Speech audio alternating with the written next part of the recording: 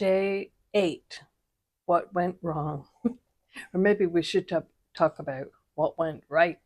And I will. But day 8, here we are. So I talked about how I frogged my green top.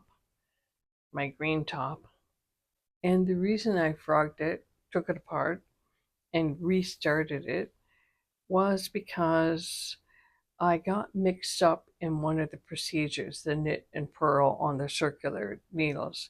And I also didn't like the way it was coming together under the arm. And I've since looked at the pattern yet again, and she has an explanation on how to fix that problem. But for me, I just had about 6 to 8 inches where it just that switching of knitting, purling on the circular so that you can get the garter stitch effect.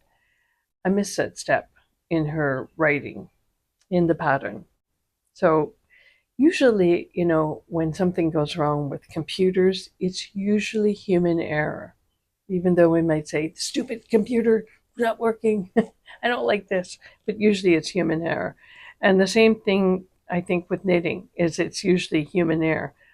Having said that, there are some patterns where they put up a correction because they found that the person who created it was the human error.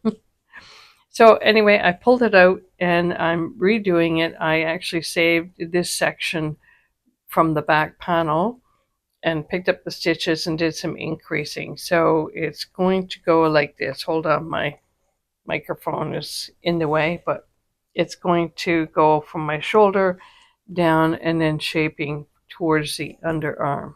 So, and I'm just, you know what, I'm calling this my casual top because the product cost me, let's say, $10 Canadian using I Love This Cotton. I bought it on sale in the US, so you have to convert it to Canadian. Our dollar is like 73 cents to the American dollar.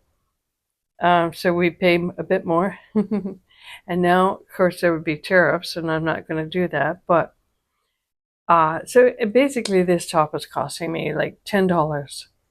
My other top, this merino yarn, no kidding, this is my $60 top. My friend's husband said, "Oh, you're knitting. That's great. You're knitting sweaters. It's going to be a lot cheaper, right?" And she's like, "No," because it's not always cheaper. But I love the feel of this. And if I can master a few techniques and skills and ideas for knitting with this, I love this cotton, I would like to knit more of it. In fact, I'm planning on maybe a trip to Buffalo for my birthday, end of August.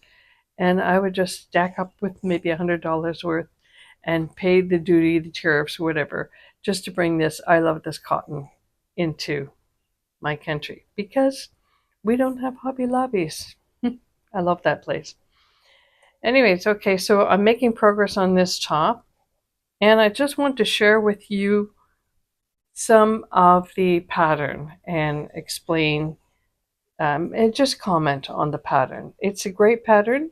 I will eventually find a yarn that is more in line with the yarn that she recommends because I can't get the yarn that's recommended in the pattern because I'm not American.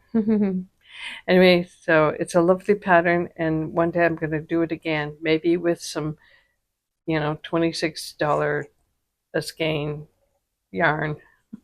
So let's get into the pattern, okay? So it's called Knit with Julia Pirot, and she has these great videos, so she takes you step by step through the whole thing. And the pattern, of course, is called the Summer Sole Top. She says it's beginner friendly, and I agree with that because it's basic knit and purl, increase, decrease, ribbing instructions. There's nothing really unusual, except that I get caught up in this unusual how to knit circular and create the garter stitch effect throughout the whole top. She's got great instructions about measuring your bust, measuring your body so that you can get the right size. And that in itself, having those charts is really useful. I know you can find it in other places, but I like that she includes it with her whole set of directions. And then she has good graphics as well. She takes you step by step through the whole process. So, as I said, even though I messed up somehow and I've abandoned the whole top knitting idea for this pattern right now, I am going to go back because for me, the challenge is there to follow along with what she's saying and just knit it up and get success. You begin by knitting the back panel, and then you work over the shoulder, and then you're knitting the front panel, and then you are creating or joining all your stitches in the round. And there is an option to knit just flat, but I chose the knitting in the round because I thought, well, this is kind of unique.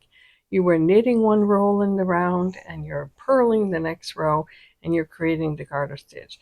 But as mentioned, I messed up in that sort of join, and it was just becoming very disjointed underneath the arms. And then, of course, not of course, but I found that the underarm was too big, and I thought I can fix that later. But then when I put my knitting down and then later on picked it up, I forgot which round I was doing. Was I doing a knit round? Was I doing a purl round?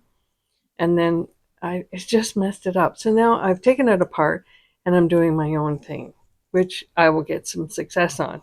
But this is still a great pattern. So when I say I'm doing my own thing, I'm following some of the basic rules of knitting a top. So I am knitting actually two panels. I'm going to knit two panels. And if it doesn't fit, I'm going to probably crochet a section that I can add between the front and back, which would then come up to the underarm if I need it wider. It could be that each panel is just going to be straightforward. It's kind of cute. I know that you can knit basically a long tube rectangle piece and you join the two in the shoulders and you join them on the seams underneath. And I saw a video, it's a lady I subscribe to, Nerdy Knitting, unusual name, but, and she has these great tutorials, and she's doing a tutorial on how to knit a basic tee, which is basically that panel, that rectangle panel that you join at the shoulders and join on the side seams. And she adds a few interesting little stitches and things that you might enjoy knitting. But I thought it was neat that she's doing that. And I'd already been putting out some videos about how to knit a basic tee.